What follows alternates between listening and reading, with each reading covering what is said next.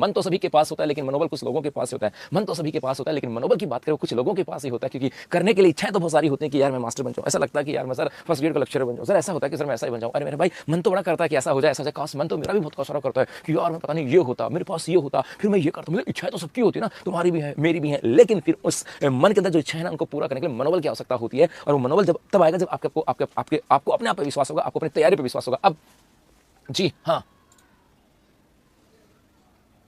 है ना। तो अब आज की सुर्खियों की बात करें, वायु शक्ति युद्धाभ्यास के दौरान राष्ट्रपति द्रौपदी मुर्मू ने भरी हेलीकॉप्टर से उड़ान। क्या है पूरी कहानी ये भी पढ़ेंगे। तो उसके बाद यहाँ पर राज्य सरकार द्वारा शहरों के नाम बदले गए, कौन कौन से शहरों के नाम बदले गए, इसके अलावा और क्या क्या जो है ना आपके यहाँ से और क्या क्या यहाँ पर घोषणाएं की गई हैं। इसके अलावा यहाँ पर आता है पीएमई बस सेवा की शुरुआत कहाँ से हो रही है, इसकी शुरुआत और कुल कितने शहरों में और कितनी बसों का संचालन किया जाएगा। इसके अलावा राज्य कैबिनेट बैठक में निर्णयों का अनुमोदन, राजस्थान कैबिनेट के अंदर कौन कौन से बैठक में कौन कौन से निर्णयों का अनुमोदन किया गया और क्या क्या बात यहाँ से आते हैं ये भी पढ़ेंगे। तो उसके साथ यहाँ पर है इंडोनेशियाई बाल बैडमिंटन टेस्ट सीरीज और इसके अंदर क्या भाई, इसके अंदर क्या है पूरी कहानी ये भी हम लोग पढ़ने वाले हैं। तो ये थी अपनी सुर्खियां और आप कहते हैं सुर्खियों का एनालिसिस करें। सर आपने बोला था कि कोर्स लेते हैं तब स्पिन का ऑप्शन आता है और 250 का कोर्स सस्ता हो जाता है, स्पिन का ऑप्शन नहीं आ रहा बेटा। आप उत्कर्ष ऐप में जाओगे ना तो वहाँ पे स्पिन एंड विन कुछ है, ऐसा है ये तो मैंने देखा, स्पिन एंड विन है। और उसके बाद में स्पिन एंड विन पे जाओगे ना तो उसके बाद में आप उसके ऊपर उसमें अपना नंबर डालना पड़ता है, उसका एक ओटीपी जनरेट होती है और बहुत सारे बच्चों ने किया भी है। किस किसने किया सब बताना भाई बार। तो चलो करते हैं अपने आज के सेशन की शुरुआत। जी आज का पहला प्रश्न है कि वायु शक्ति युद्धाभ्यास के दौरान राष्ट्रपति द्रौपदी मुर्मू ने किस हेलीकॉप्टर से उड़ान भरी। तो किस हेलीकॉप्टर से उड़ान भरी उसका नाम आ जाएगा आपके प्रचंड। ऑप्शन ए जो होगा ये इसका सही जवाब है। एक सेकंड भाई, ऑप्शन ए की बात करें ये इसका सही जवाब हो जाता है।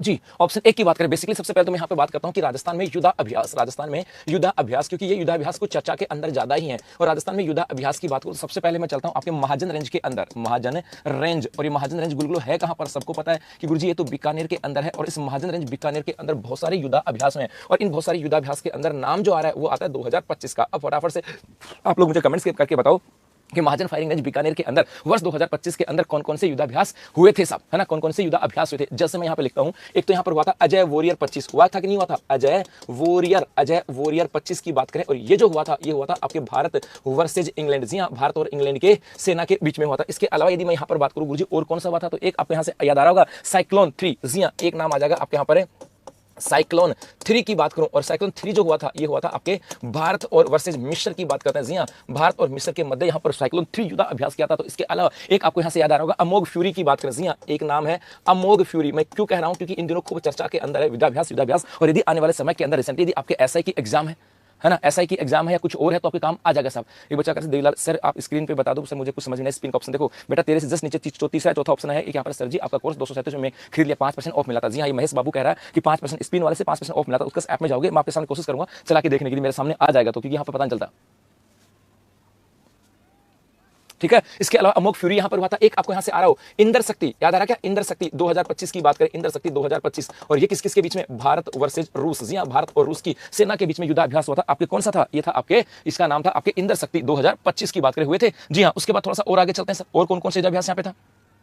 जी हाँ बेटा, इसके अलावा यदि मैं बात करूं वर्ष 2026 के अंदर, तो यहां पर इस महाजन रेंज के अंदर वर्ष 2026 के अंदर भी एक युद्धाभ्यास हुआ है। 2026 के अंदर भी एक युद्धाभ्यास हुआ है। और ये युद्धाभ्यास हुआ कब है, ये भी आपके फरवरी 2026 के अंदर, और उसका नाम था खड़ग शक्ति। तो ये तो आपके युद्धाभ्यास हुए हैं महाजन रेंज बीकानेर के अंदर। बेसिकली 25 के इंपोर्टेंट बता दिए मैंने और 26 के अंदर आपका एक बता दिया खड़ग शक्ति। याद आ रहा है, खड़ग शक्ति की बात करें फरवरी 2026 के अंदर हुआ था। हरिमो शक्ति भी हुआ था। जी हाँ, एक बच्चे ने कहा सर 2025 में, एक तो आप भूल गए, एक यहाँ पर हरिमो की बात करें, हरिमो शक्ति। और ये हरिमो शक्ति किस किस के बीच में हुआ था, भारत और अगला देश कौन सा था वो तो आप लोग बता दोगे। हरिमो शक्ति के अंदर कौन सा देश था, बताओ, दिखाएं यहां से बताओ, चलो यहां से जी। उसके बाद में एक हमारे यहां से आ जाता है पोखरण फायरिंग रेंज की बात करें। अब आते हैं हम लोग पोखरण फायरिंग रेंज पर। और पोखरण फायरिंग रेंज जो है ना, ये मेरे लोग कहां पर है, ये आपके जैसलमेर के अंदर। जी हां, पोखरण फायरिंग रेंज जैसलमेर के अंदर है। और यहां पर वर्ष 2026 के अंदर कुछ युद्धाभ्यास हुए हैं। वर्ष 2026 में यहां पर युद्धाभ्यास हुए हैं। और 2026 में यहां पर कौन कौन से, मैं कौन कौन सी की बात करें, मलेशिया लिख दूं क्या, बच्चों ने कमेंट्स करना चालू कर दिया सर, मलेशिया लिख देता हूं भाई, मलेशिया। तो ये कुछ युद्धाभ्यास है हमारे यहाँ पर। अब यहाँ पर युद्धाभ्यास की बात करें 2026 की, तो यहाँ से आपको याद आ रहा हो, एक युद्धाभ्यास का तो नाम याद आ रहा होगा आपको, रुद्र शक्ति। जी हाँ, एक तो यहाँ पर था आपका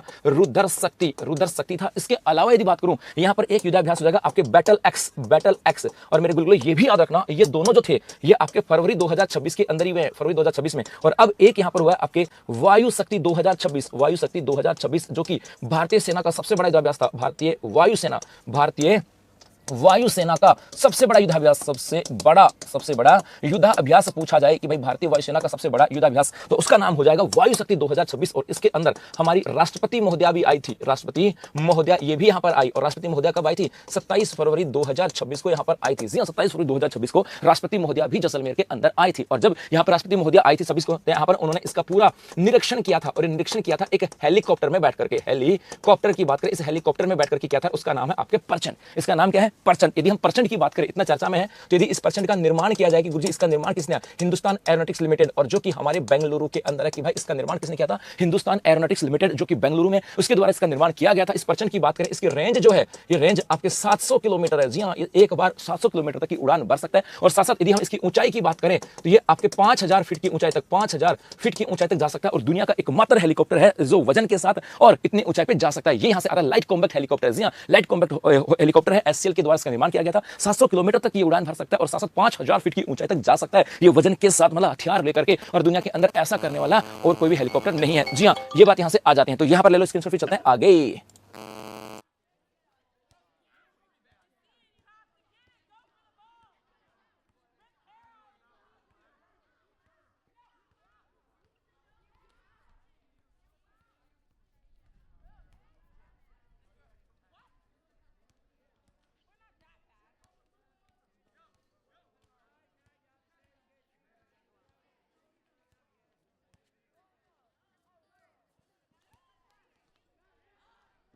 चलो बढ़े आगे। ओके, तो यदि मैं बात करूं राजस्थान के अंदर युद्धाभ्यास की, तो बेसिकली दो स्थानों पर युद्धाभ्यास होता है, एक पोखरण में और एक आपके महाजन फायरिंग रेंज बीकानेर के अंदर। महाजन फायरिंग रेंज बीकानेर के अंदर वर्ष 2025 में अजय वॉरियर, हरिमो शक्ति, साइक्लोन 3, अमोघ फ्यूरी और इंद्र शक्ति 2025 का आयोजन किया गया था। 2026 के अंदर आपके यहां पर हुआ था खड़ग शक्ति फरवरी 2026 में। और पोखरण फायरिंग रेंज के अंदर यहां पे 2026 के अंदर फरवरी में 3 युद्धाभ्यास हो गए। एक रुद्र शक्ति हुआ था, एक बैटल एक्स, और अभी भारतीय वायुसेना का सबसे बड़ा युद्धाभ्यास है वायु शक्ति 2026। और जिसके निरीक्षण के लिए 27 फरवरी को राष्ट्रपति महोदया आते हैं अपने जैसलमेर, और वहां पर प्रचंड हेलीकॉप्टर में बैठ करके ये उस पूरे जो युद्धाभ्यास था उसका निरीक्षण करते हैं। और ये जो हेलीकॉप्टर है प्रचंड, इसे HAL Hindustan aeronautics limited Bengaluru के द्वारा डिजाइन किया गया था। लाइट कॉम्बैक्ट हेलीकॉप्टर है जो कि 5000 फीट की ऊंचाई तक जा सकता है। ठीक है, इतनी सारी बातें ऐसे आपको याद होनी चाहिए, मतलब माइंड में इतनी सारी बातें आपके छप जानी चाहिए। अब चलते हैं आगे भाई।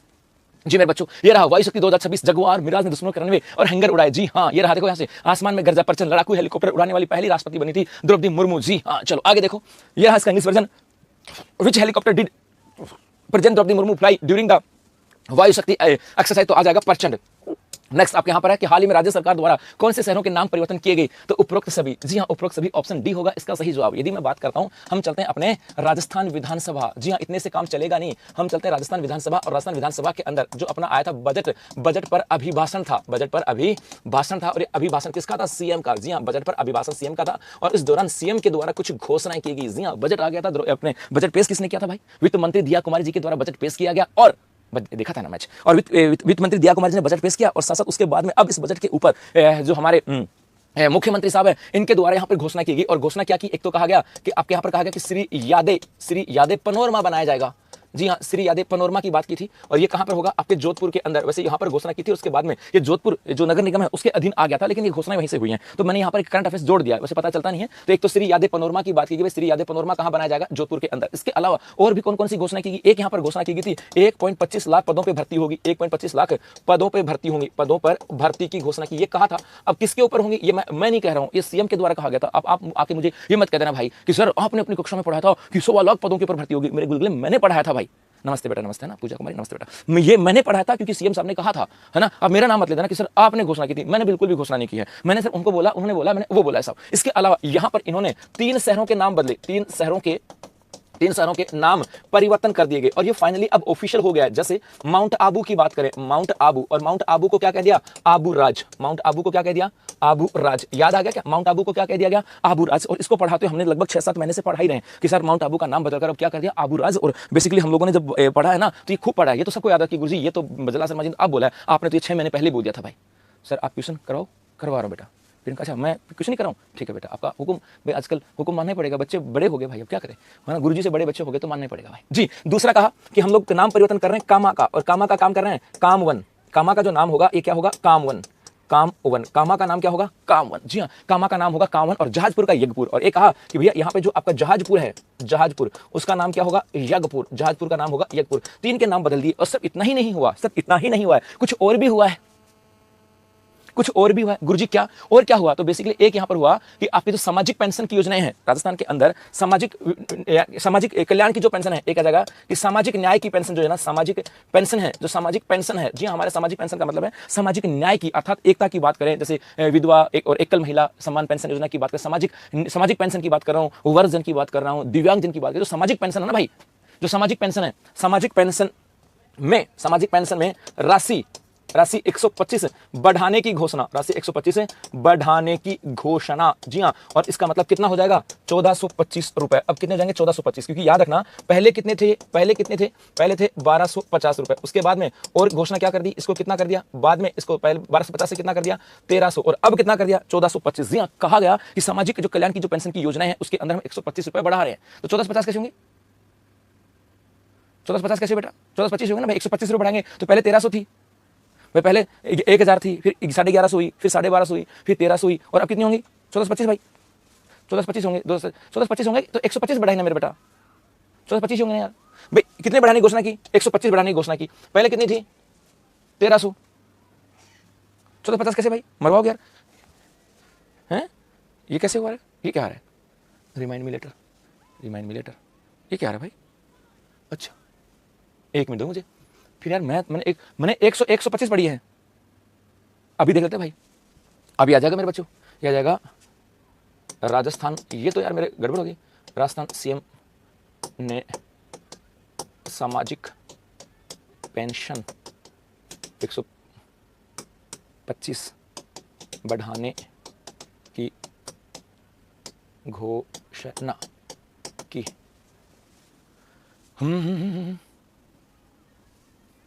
अच्छा, 1425 बढ़ा करके, अच्छा कुछ रिपोर्ट 1425 कह रही हैं यार, क्या करें भाई हैं? पत्रिका वाले भाई 1425 कर रहे हैं ना। ये डीडी न्यूज राजस्थान है ना, ये 1425 की बात कर रहे हैं। यदि मैं सरकारी डाटा की बात कर रहा हूं, मुख्यमंत्री भजनलाल शर्मा ने विधानसभा में वित्त और विनियोग सुनो पर बोलते हुए कई घोषणाएं की। सुनो मुख्यमंत्री ने इस वर्ष 1 लाख सरकारी भर्तियों का कैलेंडर जारी किया था, सुनो जिसे बढ़ाकर 1.25 लाख कर दिया गया। हाँ सुनो भाई, तो वहीं सामाजिक सुरक्षा पेंशन में 125 रुपए बढ़ोतरी करके इसे 1425 रुपए प्रतिमाह किया गया है। इसके अलावा 3 शहरों का नाम बदलने की और वो 1425 है, कहां से आ गया? ये कौन कह रहा है? DD Rajasthan, DD news Rajasthan, सरकारी जो है ना वो कह रहा है, सरकारी चैनल कह रहा है 1425। तुम कहां से लिया यार मेरा बेटा? तुम्हारी तो मैच ही तगड़ी है क्या? 125 बढ़ाते 1450 हो जाते हैं क्या? हाँ भाई, 14 भाई पहले 1300 थी, क्या 125 बढ़ा दी, सर 1450 होगी। ये कौन सी मैथ है बेटा? ऐसा आने वाले समय में आपके जो पटवार की एलडीसी के एग्जाम में मैथ आएगी, तो मैथ सुधारो मेरे गुलगुलो। जो भाई है ना, ये जो भाई लग रहे हैं ना 1450 वाले, अपने मैथ को सुधार लो मेरे भाई। यदि 125 बढ़ाने की घोषणा की है तो फिर तो गड़बड़ है ना। जिन्होंने 1450 पढ़ा है ना भाई, उसको कहते हैं मेरे प्रभु। हाँ, डीपीआर में ले भाई, एक डीपीआर को भी चेक कर लेते हैं। आज वैसे भी क्लास में पर्सन भी 5 ही हैं।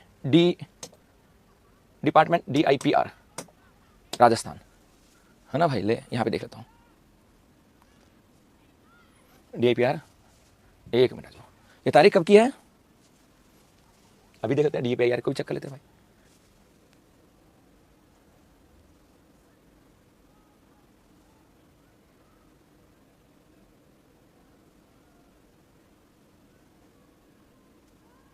हाँ भाई, DPIR, एक मिनट जो भाई, महत्वपूर्ण अपडेट्स व्यू ऑल, ये लो। अब इस पे भी आ जाते हैं। तारबंदी, सामाजिक पेंशन 150 रुपये की बढ़ोतरी है यहाँ पर, 150 रुपये की बढ़ोतरी की है भाई जी। कहाँ लिख दिया यहाँ पर? ये 1450 रुपये मासिक तक किए जाने की घोषणा है। ये यहाँ तो अच्छा, ये पढ़ के बैठे हो क्या? ओए ये पढ़ करके बैठे हो क्या? ये पढ़ करके बैठे हो क्या? तो जिसने 1450 बढ़े ना वो गलती पढ़ रहे हो। यदि ये पढ़ करके बैठे हो ना तो अपने आप को सुधार लेना। यहाँ पर क्या पढ़ा है इसका मतलब आप लोगों ने पढ़ा ही नहीं। पढ़ना भी सीख लो मेरे बच्चों। सामाजिक सुरक्षा पेंशन में आगामी वर्ष में 150 रुपए की बढ़ोतरी करते हुए इसे 1450 रुपए मासिक तक किए जाने की घोषणा वहां तक करेंगे। अभी 125 ही है, क्या पढ़ते हो फिर? और कहां से पढ़ के आए? जिन्होंने पढ़ा है ना जाकर को कहना कि पढ़ना सीख ले भाई। जिनसे पढ़ के आए ना 1450, उनको कहते हैं जाके पढ़ना सीख ले मेरे भाई। उन्होंने ये कहा है कि 125 रुपए बढ़ा दिया और उसके बाद में इसको हम 1450 तक करने की घोषणा करेंगे। 1425 ही है अभी 1425 है, हो सकता है आगे इसको 50 रुपए और बढ़ा दें यहाँ से, ये है। और जिन्होंने पढ़ा है ना उनको जाके ना कि भाई पढ़ना सीख ले। जाकर के पढ़ना सीखो। क्या पढ़ते हो यार, कहाँ से पढ़ते हो? ऐसा ज्ञान मत लिया करो मेरे बच्चों, है ना, उनको पूरा पढ़ा करो। जी ले लो स्क्रीनशॉट। तो यहाँ पर बजट में घोषणा, बजट अभिभाषण पे घोषणा करते का, एक तो श्री यादें पैनोरमा जोधपुर में होगा, एक 1.25 लाख पदों पे भर्ती की जाएगी, 3 शहरों के नाम बदल दिए गए और सामाजिक पेंशन राशि 125 बढ़ाने की घोषणा की, 14 से 25 हो गए। और आने वाले समय में इसे कितना बढ़ाने तक है, 27 तक की बात कर रहे हैं कि भाई 2027 तक कितना कर देंगे, 2027 तक 1450 करने की घोषणा है, ये करने की घोषणा कि 2027 तक 1450 करेंगे। अभी नहीं है भाई। हाँ मेरा बेटा तो पढ़ के तो आयो, लेकिन कहाँ पढ़ के पता नहीं। जी अब ले लो स्क्रीनशॉट। मानता हूँ पढ़ते हो तुम, होशियार हो, लेकिन बेटा गलत बात है, ऐसे नहीं पढ़ते। चीज़ों को अच्छे से समझा करो, लाइन को क्या कहा है। और ये छोटी छोटी बातें ना एग्जाम में गड़बड़ हो जाती है बेटा, ये छोटी छोटी बातें ना एग्जाम में बहुत दिक्कतें खड़ी करते हैं। फिर कहोगे सर आपने तो ये पढ़ाया था, है ना। चलो आ जाओ भाई, चलो आगे देखो। ये रहा 3 शहरों के नाम बदले, जहाजपुर भीलवाड़ा का नाम यगपुर होगा, तो माउंट आबू सिरोही का नाम आबूराज होगा, और कामा भरतपुर का नाम कांवन किया गया है। इसका इंग्लिश वर्जन है which city was recently renamed by the state government. तो ये आ जाएंगे all of the above, option D. Next आपके यहाँ पर है पीएम ई बस सेवा की शुरुआत कहां से की गई। पीएम ई बस सेवा की शुरुआत की गई आपके जयपुर से, ऑप्शन बी जो होगा ये इसका सही जवाब है ना भाई। ऑप्शन किसकी बात करेंगे, ऑप्शन आपका बी हो जाएगा यहां से, जी जयपुर। अब देखो बेसिकली क्या हुआ, हमारे यहाँ पर क्या हुआ, मंत्रिमंडल की बैठक हुई। हमारे यहाँ पर क्या हुई, मंत्रिमंडल की बैठक। और इस मंत्रिमंडल की बैठक के अंदर घोषणा की गई, और वो घोषणा क्या की गई कि राजस्थान में इलेक्ट्रिक बसों का, राजस्थान में ई बसों का संचालन किया जाएगा, राजस्थान में ई बसों का संचालन किया जाएगा, संचालन किया जाएगा। जी हाँ, इसकी घोषणा यहां पर की गई कि राजस्थान में ई बसों का संचालन किया जाएगा। और इसके लिए क्या कहा कि पीएम ई बस, पीएम ई जो बस होंगे इनका संचालन किया जाएगा। और बेसिकली यदि मैं इसके संचालन की बात करूं तो शुरुआत के अंदर 675 बसों का संचालन किया जा रहा है। और कितने शहरों में, 8 शहर है साहब। जी हाँ, 8 शहरों के अंदर पीएम ई बसों का संचालन किया जा रहा है। जी हाँ, 8 बस शहरों के अंदर इसका संचालन किया जा रहा है। मुझे 8 शहर कहां कौन कौन से होंगे, 8 शहर चाहो तो बता देता हूं। एक होगा आपका जयपुर होगा, एक होगा आपका जोधपुर हो जाएगा, एक उदयपुर हो जाएगा, जी हाँ, एक अलवर हो जाएगा, कितने हो गए 4, एक आपके अजमेर हो जाएगा 5, एक कोटा हो जाएगा 6 तो ये हो गए गुरुजी। और कौन कौन से हैं, जयपुर, जोधपुर, अजमेर, कोटा, अलवर, है ना, और एक कौन सा भीलवाड़ा और बीकानेर। एक हो जाएगा आपके भीलवाड़ा और एक हो जाएगा आपके बीकानेर। जी हाँ, एक भीलवाड़ा और एक बीकानेर का नाम और आ जाएगा। एक हो जाएगा आपके भीलवाड़ा और उसके साथ साथ एक नाम हो जाएगा आपके बीकानेर। कहा कि इन 8 शहरों के अंदर 675 बसों का संचालन किया जाएगा। और इसी के अंदर यदि मैं प्रथम चरण की बात करूं तो प्रथम चरण के अंदर इसका संचालन जो है ना, प्रथम चरण के अंदर इसका संचालन जयपुर से किया जा रहा है। और जयपुर में कितनी बसें हैं, 150 बस। जी हाँ, जयपुर के अंदर 150 बसों के साथ इसका संचालन किया जा रहा है। तो राजस्थान के 8 शहरों में 675 पीएम ई बस सेवा का संचालन किया जाएगा। और सबसे पहले एज ए पायलट प्रोजेक्ट की बात करें, एज ए पायलट प्रोजेक्ट की बात करें तो इसका संचालन जो है वो किया जा रहा है आपके जयपुर के अंदर। कितने बसों के साथ, वो किया जा रहा है आपके 6 बसों के साथ, यहाँ पर 150 बसों के साथ। अब यहाँ पर इलेक्ट्रिक का नाम आया है, जब इलेक्ट्रिक का नाम आया तो कुछ पूछ लेता हूं आपसे यहाँ से। भाई इलेक्ट्रिक का नाम आया है तो कुछ बातें पूछ लेता हूं। जैसे हमारे यहाँ पर इलेक्ट्रिक की बात करें तो एक आता है REVP 2022। किस किस को याद है REVP 2022? और यहां से प्रश्न 2 तरीके से आ सकते हैं।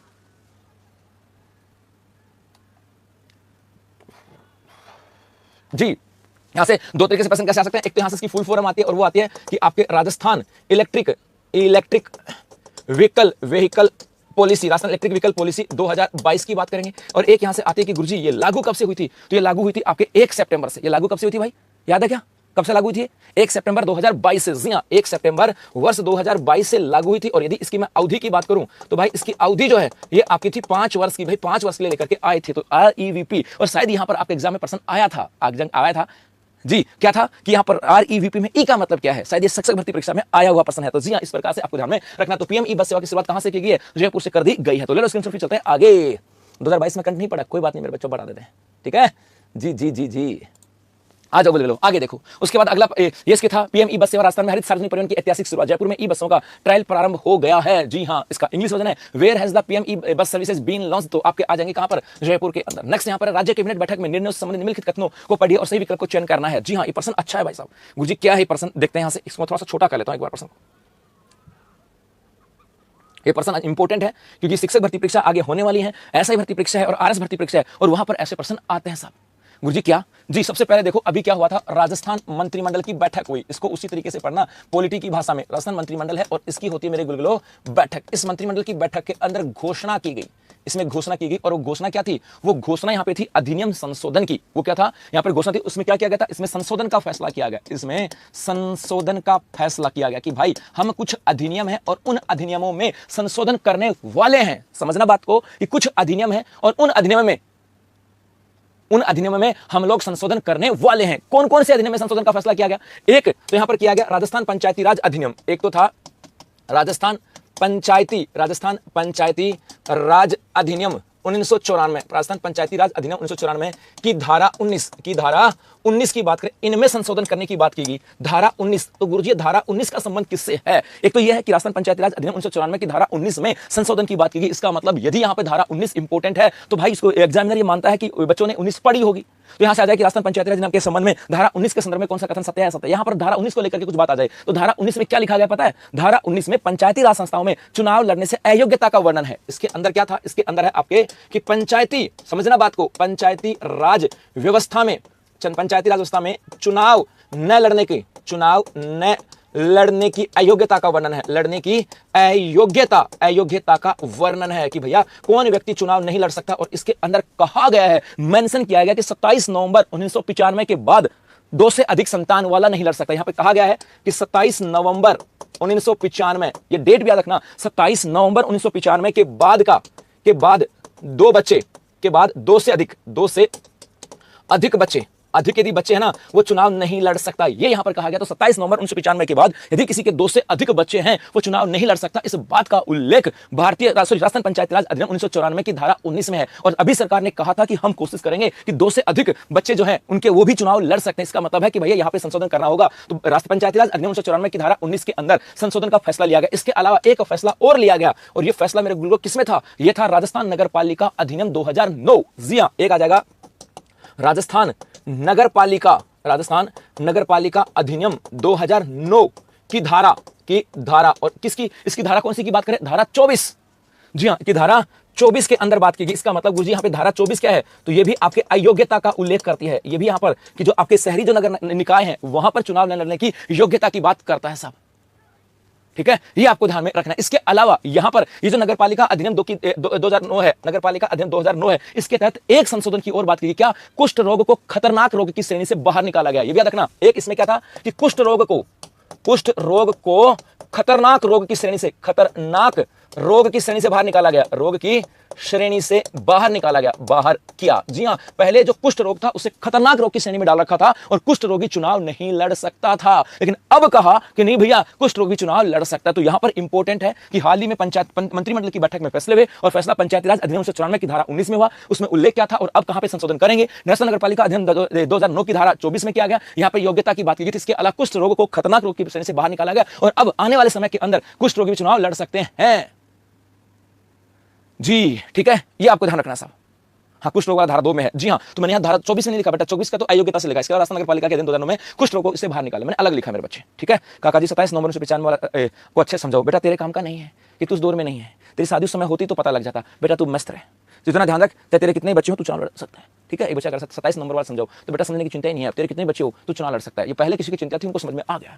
ठीक है लाला जी, तो ले लो इसके। अब यहां पर क्या कहा गया? तो राज्य कैबिनेट बैठक में निर्णयों से संबंधित निम्नलिखित कथनों को पढ़िएगा और सही विकल्प को चयन करना है। राजस्थान पंचायती राज अधिनियम 1994 की धारा 19 में संशोधन किया गया। जी हां, और एक पंचायती राज और नगर पालिका के चुनाव में 2 से अधिक संतान वाले व्यक्ति भाग ले सकते हैं। हाँ, दोनों ही ठीक है, तो ऑप्शन सी जो होगा इसका संबंध सही आ जाता है साहब। जी, ऑप्शन सी। चलो आगे बढ़े जी भाई, चलो आगे देखो। ये रहा मुख्यमंत्री श्री भजनलाल शर्मा की अध्यक्षता में कैबिनेट की बैठक में कई महत्वपूर्ण फैसले हुए। जी यहां आ जाओ, इसका इंग्लिश वर्जन है, read the following statement regarding the decision taken in the state cabinet meeting and select the correct option. तो यहां पर ऑप्शन सी हो जाएगा इसका सही जवाब। उसके बाद है इंडोनेशिया में आयोजित इंडोनेशिया बाल बैडमिंटन टेस्ट सीरीज में राजस्थान के किस खिलाड़ी ने भारतीय टीम का प्रतिनिधित्व किया? उपरोक्त सभी। जी हां, उपरोक्त सभी। हम चलते हैं कहां पर? इंडोनेशिया। आज तो घूम के आते हैं भाई, इंडोनेशिया घुमाते हैं। चलें इंडोनेशिया, और इस इंडोनेशिया में एक जगह है बाली। अरे वाह, बाली के बीच बड़े प्रसिद्ध है। कहते हैं कि बाली के बीच प्रसिद्ध है, फिल्मों में दिखाते ना इंडोनेशिया के समुद्र के बीच। अब हमें तो जाने का ऑप्शन मिलता नहीं है ना भाई, लेकिन तुम नौकरी लगने के बाद एक बार जाके जरूर आना है ना। चलो देख के आना भाई, हमें तो मौका मिला नहीं भाई ऐसा। तो इंडोनेशिया में बाली जगह है, उस बाली के अंदर यहां पे चल रहा था आपका एक टूर्नामेंट। जी हां, और टूर्नामेंट इसका नाम था इंडोनेशिया की बात करें, ये इंडोनेशिया बॉल बैडमिंटन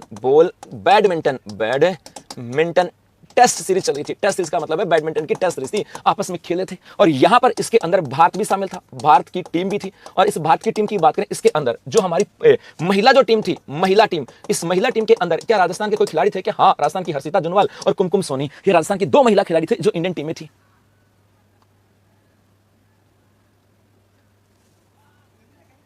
ठीक है भाई, इसके अलावा एक यहां से आता है कि गुरुजी भारत की टीम थी और पुरुष टीम भी थी, और इस पुरुष टीम के अंदर क्या राजस्थान का कोई खिलाड़ी था क्या? हाँ, हर्ष देतरवाल था। इसका मतलब है कि यहां पर इंडियन जो टीम थी वहां पर भारतीय महिला टीम के अंदर 2 खिलाड़ियां थी और पुरुष टीम के अंदर 1 खिलाड़ी था। इसका यही आ जाता है, इसके अलावा और कुछ भी नहीं है। तो ऑप्शन डी जो होगा ये इसका सही जवाब है। ले लो बेटा स्क्रीनशॉट, फिर चलते हैं आगे। चलें आगे सर, आपके तो जी भाई, चलो आगे बढ़ते हैं जी। ये रहा इंडोनेशिया बाल बैडमिंटन टेस्ट सीरीज। भारत ने बेहतर प्रदर्शन करके इंडोनेशिया को 3.0 में हराया था। और यहां पर राजस्थान की बात करें तो राजस्थान के 2 महिला खिलाड़ी थी जो इंडियन टीम में थी, और राजस्थान का 1 पुरुष खिलाड़ी था जो भारतीय पुरुष टीम के अंदर था साहब। इतना सा आपको ध्यान में रखना साहब, ठीक है। चलो आगे बढ़ते हैं। इसका इंग्लिश वर्जन यहां पर है और वो है कि which player from Rajasthan represent the Indian team in the Indo Indonesian ball badminton test series held in Indonesia. तो ऑल ऑफ द अबाउ। उसके बाद यहां से आ जाता है कि उत्कर्ष में राजस्थान भर्ती के सभी ऑनलाइन कोर्सेज के ऊपर चल रहा है अप टू 90% तक का डिस्काउंट। इसके अलावा 6 महीने तक की एक्स्ट्रा वेता आपको यहां पे दी जा रही है और कोर्स की वेता बढ़ाने पर 25% का एक्स्ट्रा डिस्काउंट है। ऑफर जो है ये आपके 6 मार्च तक है। जी हां, इसके अलावा आपकी जो बुक है उन बुकों के ऊपर भी ऑफर चल रहा है। जी हां, बुक्स जो है उनके ऊपर भी ऑफर आपके चल रहा है। अब आते हैं रिवीजन के ऊपर। राजस्थान औद्योगिक पार्क प्रोत्साहन नीति के संदर्भ में कौन सा कथन सत्य है? तो ये दोनों ठीक है साहब, ऑप्शन सी। उसके बाद राज्य के किस व्यक्ति को खेल एवं शारीरिक शिक्षा के क्षेत्र में डॉक्टर अजीत सिंह राष्ट्रीय पुरस्कार 2026 से सम्मानित किया गया? याद आ रहा है क्या? कौशिक पवार। तो उसके बाद है गुरु, देश का पहला कौन सा मेडिकल कॉलेज है जहां पर गैस्ट्रिक ट्रांसैक्शन ऑपरेशन किया गया? Jawaharlal Nehru medical college. तो उसके बाद सांबर झील क्षेत्र में बर्ड फेस्टिवल कब का आयोजन किया गया? तो इसका आयोजन किया गया था 27 तारीख को। और उसके बाद 28 फरवरी 2026 को प्रधानमंत्री नरेंद्र मोदी की यात्रा का आयोजन राज्य में कहां पर हुआ? तो ये जाएगा कायड विश्राम स्थली अजमेर के अंदर। और उसके बाद था श्री श्याम फागुन मेला 2026 का आयोजन कब से कब तक किया जा रहा है? 21 से लेकर के 28 फरवरी 2026 तक। तो मेरे बच्चों ये था अपना आज का सेशन। जी हाँ, एक और था क्या प्रश्न इसमें? जी हाँ, 20वीं ऑल इंडिया महिला बैडमिंटन इसमें महिला हैंडबॉल प्रतियोगिता में राजस्थान की टीम का कप्तान किसको नियुक्त किया गया? ये हो जाएगा आपके पूजा कंवर। तो मेरे बच्चों ये था अपना आज का सेशन और मेरी ओर से और उत्कर्ष परिवार